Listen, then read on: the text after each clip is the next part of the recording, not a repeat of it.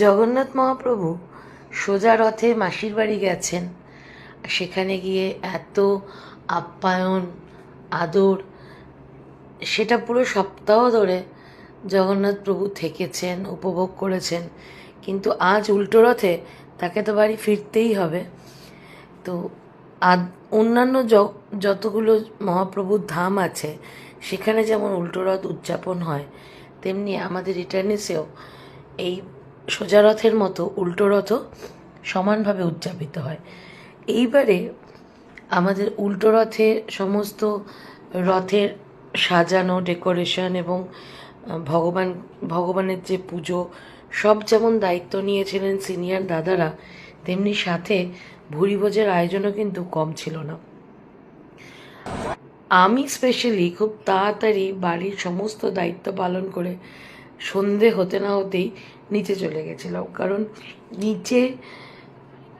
নিচেই আমাদের ছিল চা খাওয়া, ফুচকা খাওয়া, সিঙ্গারা খাওয়া, আমিত্তি খাওয়া, মানে ইভিনিং স্ন্যাক্স যাকে বলে, ভরপুর স্ন্যাক্সের আয়োজন, সাথে গরম চা।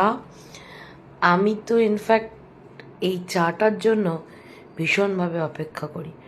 তো যাই হোক, সেখানে গিয়ে প্রথমে এই বাচ্চাদের ছোট ছোট সুন্দর সুন্দর মিষ্টি মিষ্টি এই সাজানো রথগুলো, কারণ সোজা রথে তারা গেছে, তো উল্টো রথে তো তাদের বেরোতেই হবে। তো এই রথগুলো প্রথমে একটু নিয়ে আমার স্মৃতির মণিকোঠায় তুলে রাখার জন্য ভিডিও করে নিলাম। তারপর আমাদের ভিডিও, মানে আমরাও প্রচণ্ড মজা করেছি, সেগুলো সব রেখেছি স্মৃতিতে। আর তারপর জমিয়ে খাওয়া দাওয়া।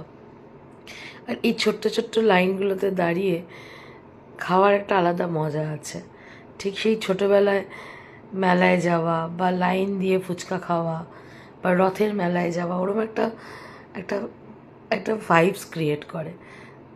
আমরা প্রত্যেকেই ওই জন্য দেখুন, প্রত্যেকের কোনো বয়সের গণ্ডি নেই, আমরা কিন্তু সবাই মিলে একসাথে প্রত্যেকটি উৎসবকে আমাদের কমপ্লেক্স ইটারনিসে উপভোগ করি। তাতে বিভিন্ন খাওয়া থাকে, গল্প থাকে, আড্ডা থাকে, মজা থাকে, ওভারঅল একটা কমপ্লিট প্যাকেজ। তো তোমাদের কথা দিয়েছিলাম সোজা রথের মতো উল্টো রথের সমস্ত দিনটা, মানে সন্ধ্যেটা কীভাবে আমরা উদযাপন করি সেটা তোমাদের সাথে শেয়ার করব। তো সেটাই তোমাদের সাথে শেয়ার করলাম। তোমরা জানিও কেমন লাগলো।